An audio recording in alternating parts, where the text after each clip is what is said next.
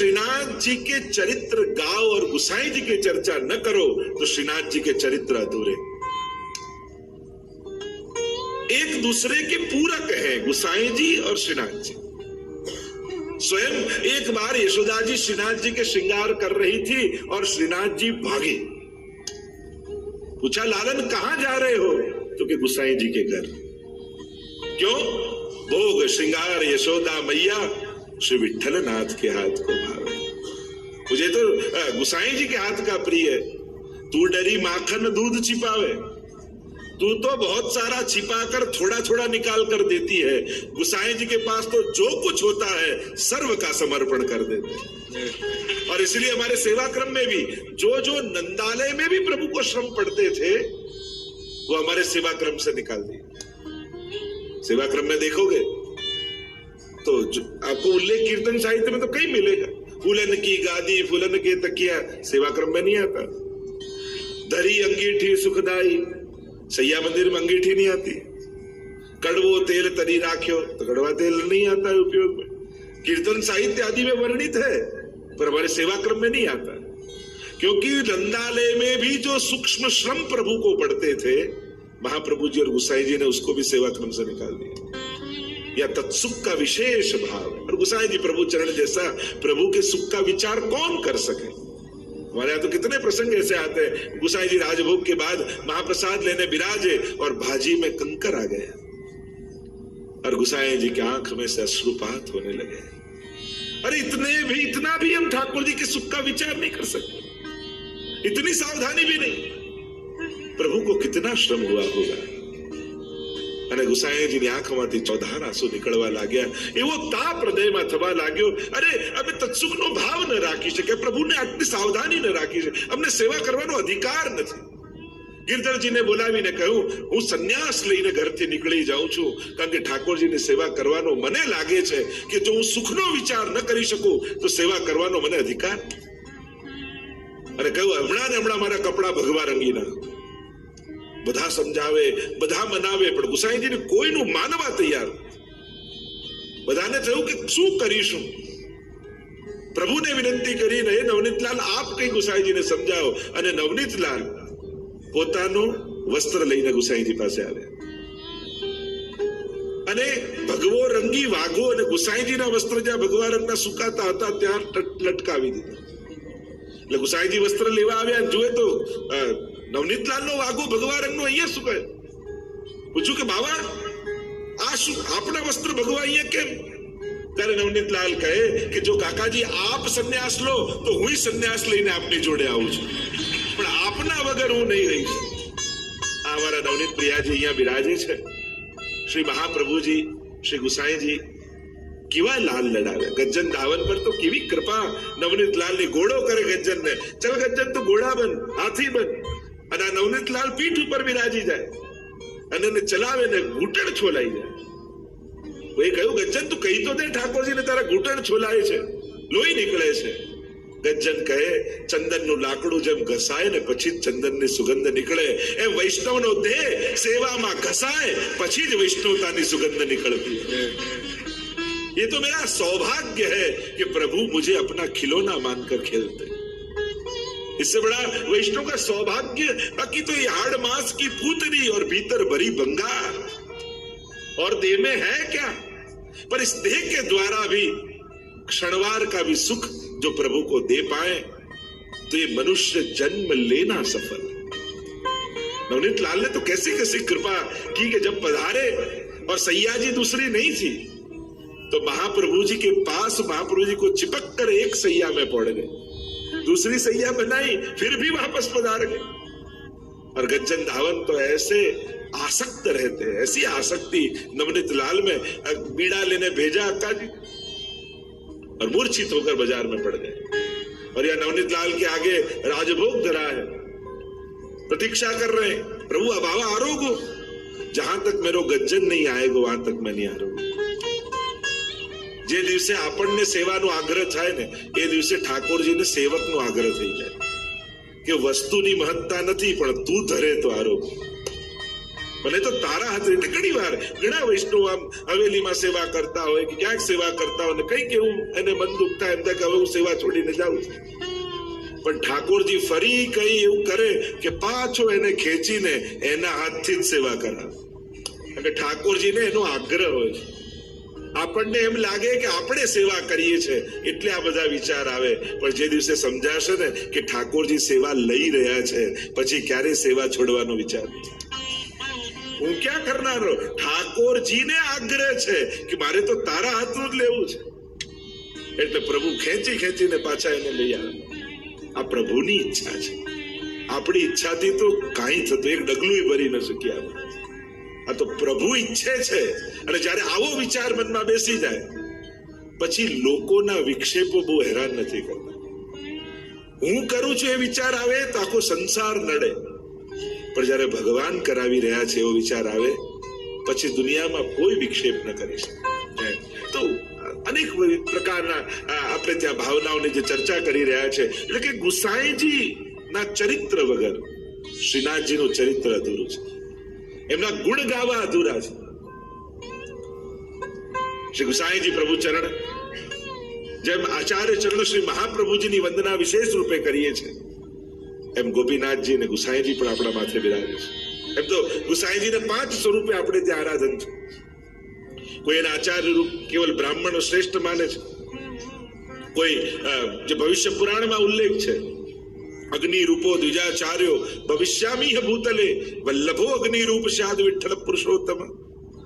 जो भविष्य पुराण में कहा गया कि इस प्रकार विठ्ठलनाथ जी के रूप से मैं आऊंगा, तो कोई એને ભગવદ અવતાર માને છે. કોઈનો એવો ભાવ છે કે જે પાંડુરંગ વિઠ્ઠલનાથજી છે એમણે વચન આપ્યું છે એટલે વિઠોબાજી પોતે પધાર્યા છે. અને ક્યાંક આપણા આચાર્યો એમ કહે કે આ તો સાક્ષાત કૃષ્ણનું જ સ્વરૂપ છે. મને ભગવદીઓને કહા कि यही तेही तेही यही कछु न संदेह, वही प्रभु पुनः पधारे. और भावात्मक स्वरूप भी गोसाई जी का बताया, जो चंद्रावली जी का स्वरूप कहा जाता है. तो 5 प्रकार से गोसाई जी के आराधन की चर्चा है. तो वो चरित्र भी आगे आगे देखते जाएंगे, क्योंकि गोसाई जी की गाथाओं के बिना श्रीनाथ जी का चरित्र अधूरा है. एक दूसरे से ऐसे संलग्न है, तो साथ साथ में ये गाथाएं गाई जाएंगी जो कल हम देख रहे थे. श्री गोसाई जी का प्रागट्य हुआ है, और यहां पूर्णमल क्षत्रिय नहीं, जब से नींव खोदी गई मंदिर की और परिश्रम करने गए, दक्षिण में धन कमा कर लाए, और 20 साल बाद ज्यारथी पायो खोदायो एना 20 वर्ष પછી શ્રીનાથજીનું મંદિર બન્યું गिरिराज. वहां मंदिर का निर्माण पूर्ण हुआ है. श्री महाप्रभु जी को समाचार मिले हैं, श्री महाप्रभु जी पधारे हैं. विक्रम संवत 1575 और अक्षय तृतीया का वह परम पावन दिन निर्धारित થયું છે કે નૂતન મંદિરમાં શ્રીનાથજી બાવાને પાટે પધરાવીશું અક્ષય તૃતીયાના દિવસે. અને ચારે બાજુ સમાચાર પહોંચી ગયા છે. અનેક અનેક વૈષ્ણવો વ્રજવાસીઓ દર્શન કરવા માટે મંદિરમાં ઉમટ્યા છે. આખો ચોક ભરાયો છે. નવા નૂતન મંદિરને બધા જોઈ રહ્યા છે. સુંદરમાં સુંદર મંદિર સિદ્ધ થયું છે. નિજ મંદિરમાં શ્રીનાથજી બાવા મલકાઈ રહ્યા છે. શ્રીનાથજી બાવાને પાટે પધરાવવામાં આવ્યા, અને જ્યાં કિવાડ ખુલ્યા છે અને જય ઘોષ ચારે બાજુ થવા લાગ્યા, સ્તુતિઓના નાદ વાગવા લાગ્યા, વધાઈના ગાન કરવા માટે કુંભનદાસ અને સુરદાસજી સામે બિરાજ્યા છે. જાજ પખાવજ વાગી રહી છે, જય ઘોષ થઈ રહ્યો છે. બધાઈ કો દિનની કો આજ, બધાઈ ના ગાન, બધાઈ કો દિનની કો આજ, બધાઈ કો દિનની કો પખાવજ બજ રહી है, जान बज रही है, मंदिर वाद्य बज रहे हैं. બધાના હૃદયમાં આનંદ ઉમટી રહ્યો છે. અમારા શ્રીનાથજી બાવાનું નવું મંદિર સિદ્ધ થયું. બધાઈ કો દિનની કો. કેસરી વસ્ત્રો શ્રીનાથજી બાબાએ ધારણ કર્યા, ફૂલે પાગ બાંધી છે, જોડ ધરાવ્યો છે, સુંદર થાલી પૂજનની તૈયાર રાખી છે, કુમકુમ ઘોરી અને શ્રીનાથજી બાવાને પાટોત્સવનું તિલક મહાપ્રભુજીએ કર્યું છે. બોલો ગોવર્ધન नाथ की जय नंदघर निज सुमति जायो है लाल भाव तुम जी को आज बनाई को દહેલીઓ માંડવામાં આવી છે. સુંદર ચિત્રકારી દહેલીઓ પર કરી છે. સુંદર તોરણો બાંધવામાં આવ્યા છે. મંગલ સૂચક બધા જ અંગો ચિહ્નો દેખાઈ રહ્યા છે. લાલ ઉપરણો ધરાવ્યો છે પાટોત્સવનો. સુંદર કમલપત્ર શ્રીનાથજી બાવાના મુખ પર કરવામાં આવ્યા છે. શ્રીફળ લઈને ભેટ ધરી છે. કુમકુમની થાળ હોળી મહાપ્રભુજીએ હાથ લઈને થાપા લગાવ્યા મંદિરમાં. બધા જ મંગલ સૂચક ચિહ્નો કરવામાં આવ્યા છે. બધાના હૃદય હરખાઈ રહ્યા છે. અને ક્યાંક દૂર ખૂણે ઉભા પૂરણબલ ક્ષત્રિય છેલ્લે ભીડની ઉભા છે ખૂણામાં. બે હાથ જોડી શ્રીનાથજી બાવાના દર્શન કરી રહ્યા છે. અને આંખમાંથી અશ્રુની ધારા ચાલી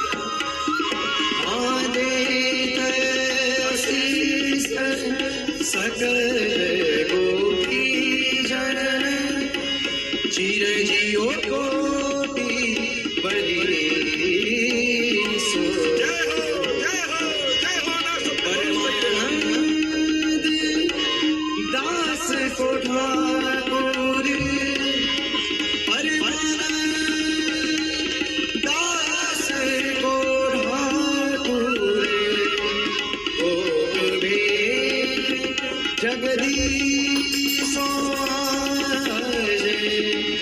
बधाई को को હજારોની ભીડ ઉમડી છે. હરખાઈ રહ્યા છે વૈષ્ણવ.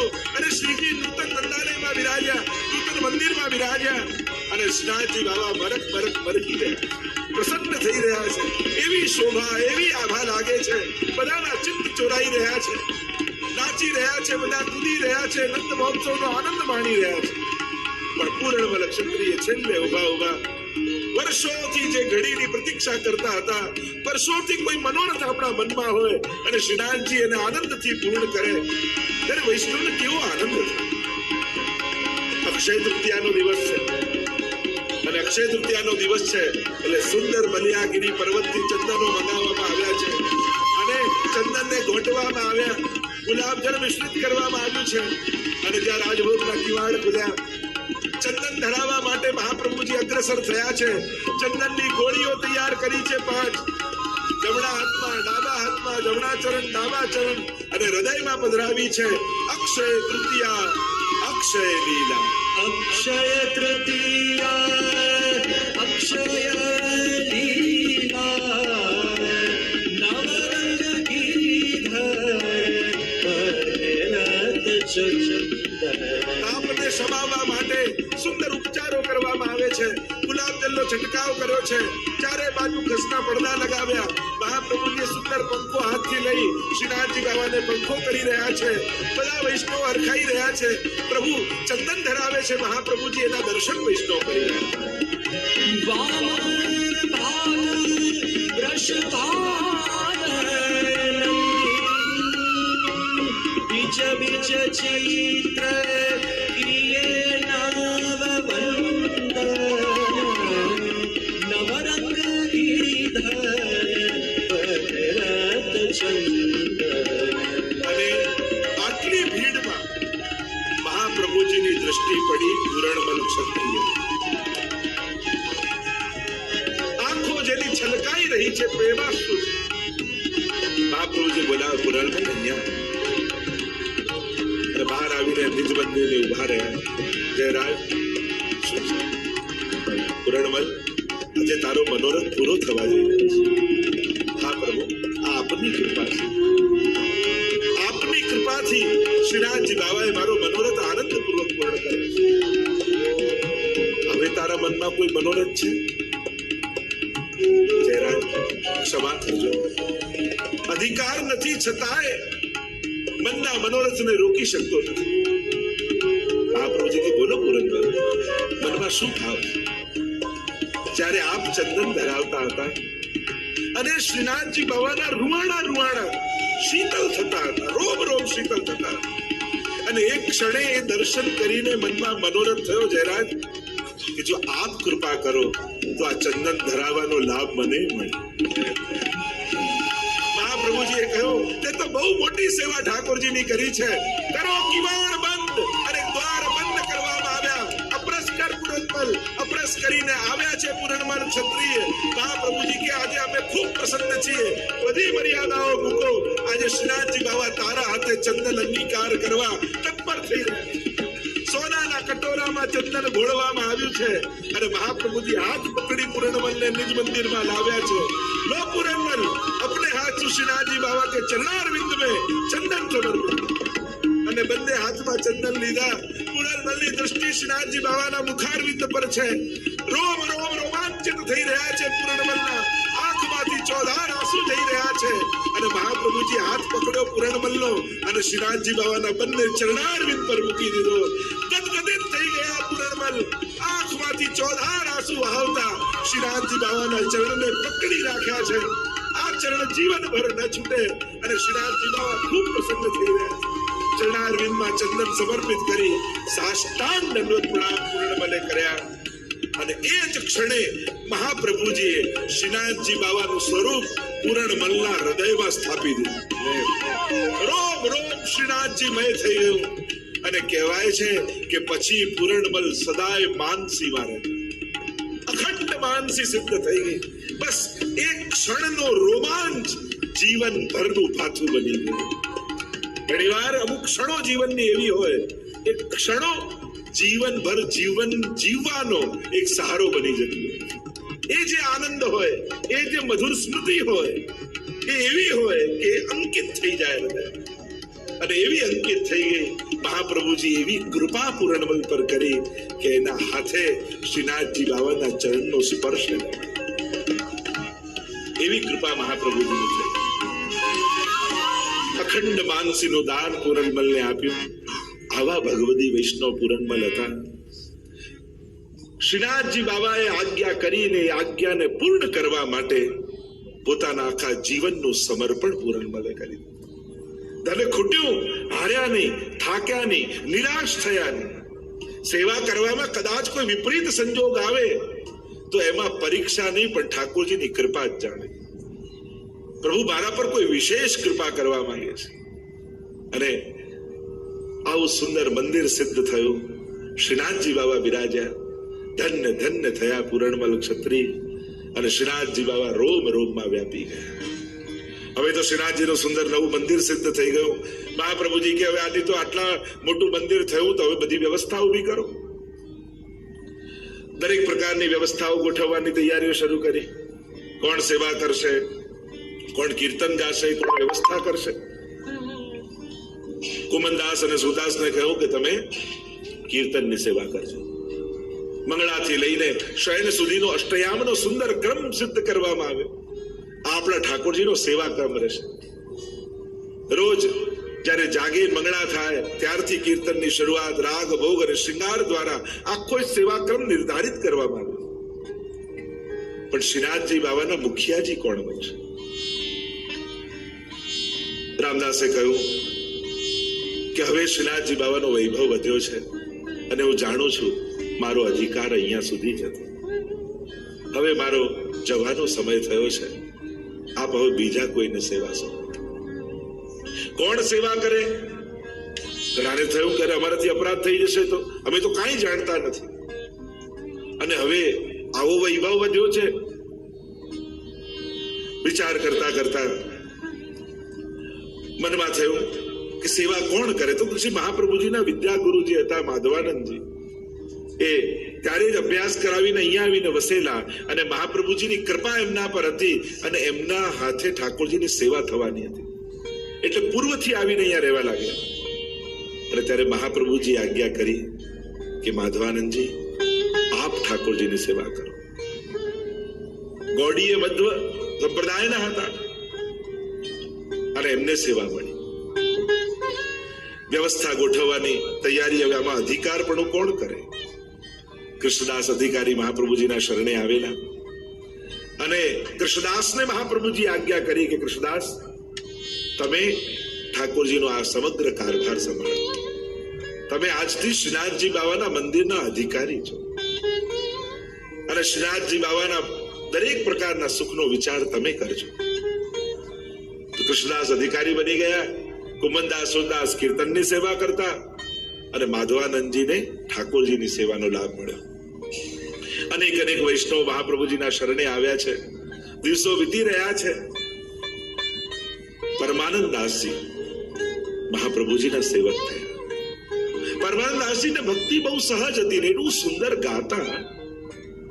અને અડેલમાં મહાપ્રભુજીનો મુકામ સામે પ્રયાગમાં આ સુંદર ત્રિવેણીમાં સંતોના સમાગમ થાય. પરમાનંદ દાસજી ગાય અને મહાપ્રભુજીના જલગરિયા જે કપૂર જલગરિયા હતા એને કીર્તનમાં બહુ આસક્ત.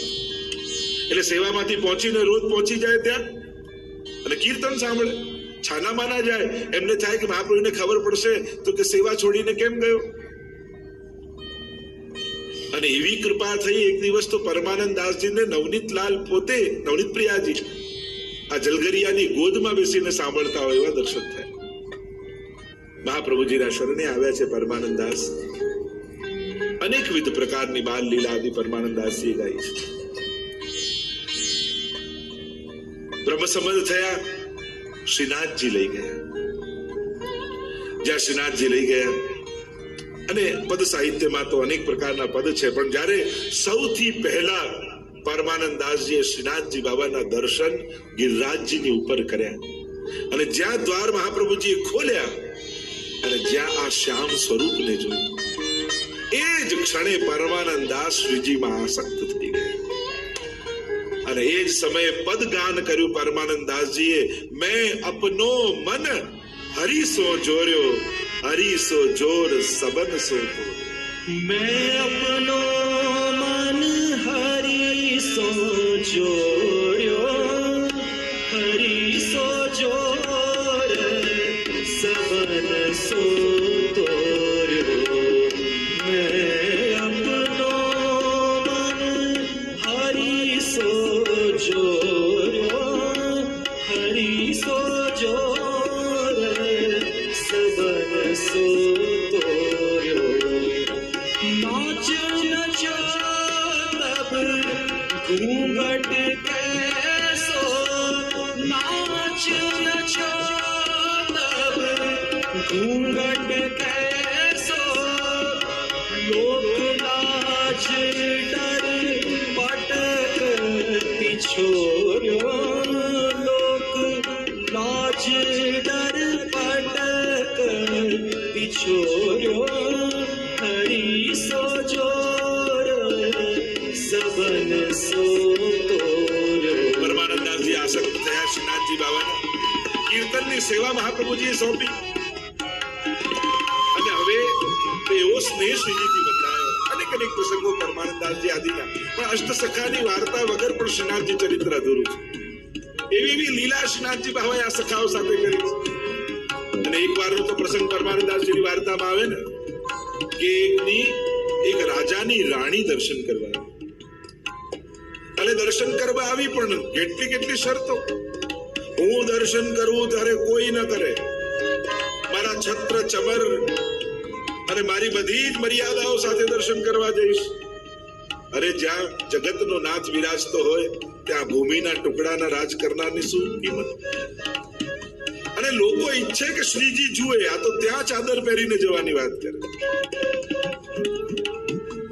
મહાપ્રભુજી કહ્યું ઠીક છે, એમને કરવું છે. મહાપ્રભુ તો કૃપાળુ છે, પણ આ શ્રીનાથજી બાબા કોઈનું ચલાવ્યો છે. મહાપ્રભુજી કહ્યું ઠીક છે, એ દર્શન કરતા હો ત્યારે દ્વાર બંધ રાખજો. અને દ્વાર બંધ કરવામાં આવ્યા. રાણીને અંદર લેવામાં આવ્યા. શ્રીનાથજી બાબાના દર્શન કરો. અને જ્યાં દર્શન કરતા હતા એમાં શ્રીનાથજી બાબાએ બીજું રૂપ ધારણ કર્યું. ગયા, દરવાજો ખોલી દીધો. એવી ભીડ આવી કે એકે કપડું ના રહ્યું. આ શ્રીનાથજી બાબા કોઈના મદ ચલાવી લેતા. અને પરમાનંદાસજી સામે કીર્તન ગાય. અને જયારે આવી દશા જોઈ ત્યારે પરમાનંદાસજી તત્કાલ કીર્તન બનાવ્યું ને કહ્યું કે કોણ યહ ખેલવે કી બાની और નંદ નંદન કાહુ કી નહીં રાખત કાની. આ કઈ રમવાની રીત છે? આપ તો કોઈની શરમ નથી રાખતા. રાણીને તો છોડો, પ્રભુજી સાંભળી ગયા. કહ્યું, પરમાનંદાસ, પ્રભુની લીલામાં ક્યારે પણ શંકા નહીં કરે, અને ક્યારે પણ કોઈ પણ લીલા પ્રભુ કરે તો પ્રભુ પ્રત્યે ક્યારે પણ દોષારોપણ પ્રભુમાં નહીં કરે. કારણ કે પ્રભુની કોઈ પણ લીલામાં દોષ નથી. પ્રભુની તો પ્રत्येक लीला आनंद से हरेर लीला, वो तो आनंद के लिए, आनंद कराने के लिए, जीव के कल्याण के लिए. આ રાણીનું એમ ઠાકોરજી કલ્યાણ કર્યું, એને દીનતા પ્રગટાવી. એટલે ક્યારે એમ નહીં કેવું કે પ્રભુનો દોષ છે. વૈષ્ણવે પણ વિવેક શીખવા જેવો છે. જીવનમાં કોઈ પણ ઘટના ઘટે ક્યારે પણ દોષ ભગવાનમાં નહીં જો.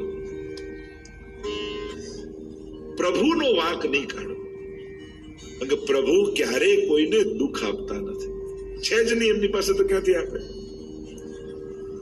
એ તો આનંદ રૂપ છે, સુખરૂપ છે. અને એટલા માટે મહાપ્રભુજી પોતે કીર્તનની પંક્તિ પહેલી લખી આપી, એસે મત ગાઓ પરમાનંદ દાસ કે કોણ યહ ખેલવે, એસે ગાઓ કે ભલી યહ ખેલવે કી બાની. ઠાકોરજી, આપનું આ રમવાની રીત બહુ સારી છે, એવું પદ ગાઓ. ઘણે ઘણે જો મહાપ્રભુજીએ કીર્તન સાહિત્યમાં મહાપ્રભુજીનું પ્રદાન છે.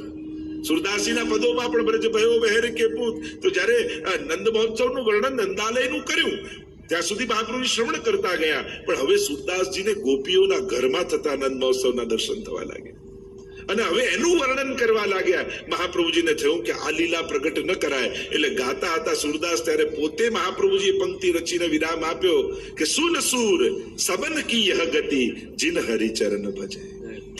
અરે સુરદાસ, બધાની આ જ ગતિ થવાની છે. જે જે ઠાકોરજીની સેવા કરે છે, પ્રભુની ચરણારવિંદનું સેવન કરે છે, એ બધાના ઘરે આવા ઉત્સવો રોજ થવાના છે. તો ઘણી વાર કહું ને કે તમારા દરેક વારને તહેવાર બનાવવો હોય તો સેવા ઘરે પધરાવી લેવી. આપણા દરેક વારને તહેવાર બનાવવો, પ્રભુ બિરાજે, રોજનો દિવસ આપણા માટે એક ઉત્સવ છે. દર્શન ભયો સવેરો હરિજુ કો દર્શન ભયો સવેરો.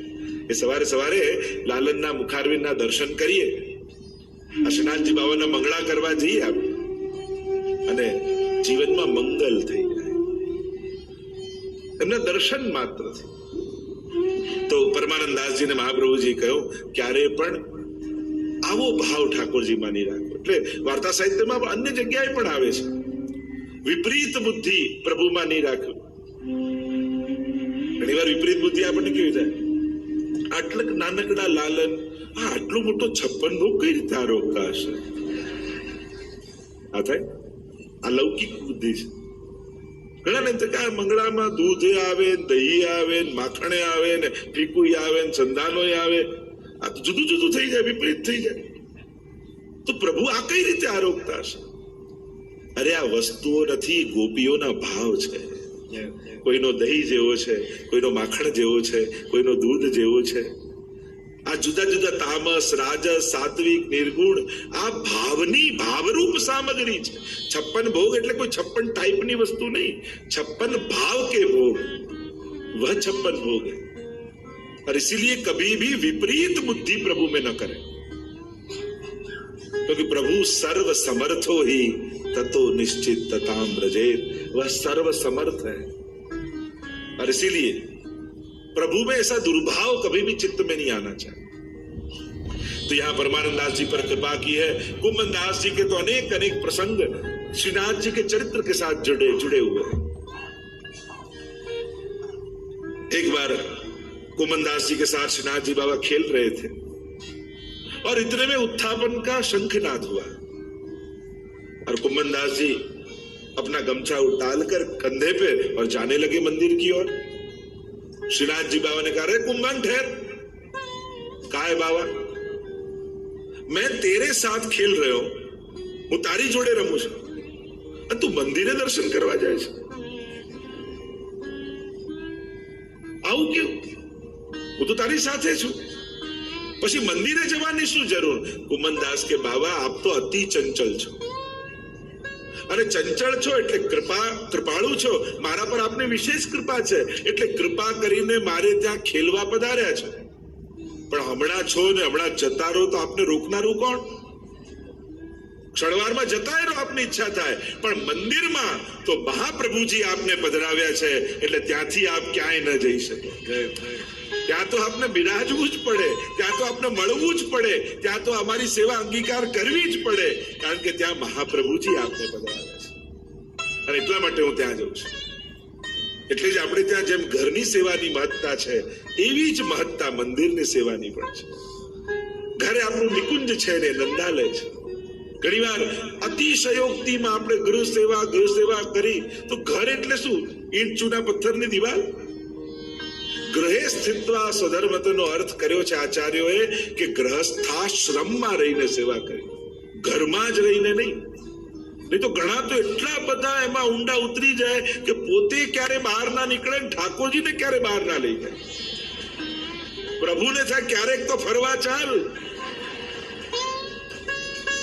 ઘર ઘર ઘર ઘર કરીને એવા બધા ઘરમાં ક્યારે કોઈને ક્યારે બિચારા વૈષ્ણવ આયા તો વિચાર કે ભગવત દર્શન થઈ જાય તો નહીં, મારા ઠાકોર. પણ એક વસ્તુ યાદ રાખજો, તમારા ઠાકોરજી છે તો બીજાના માથે પ્રભુ બિરાજે છે, એ પણ ઠાકોરજી છે. હવેલીમાં બિરાજે છે તો એ પણ ઠાકોરજી છે. અતિશયોક્તિમાં ક્યાંક આપણે કોઈનું અપમાન ન કરી દઈએ, એની સાવધાની જરૂર રાખવી.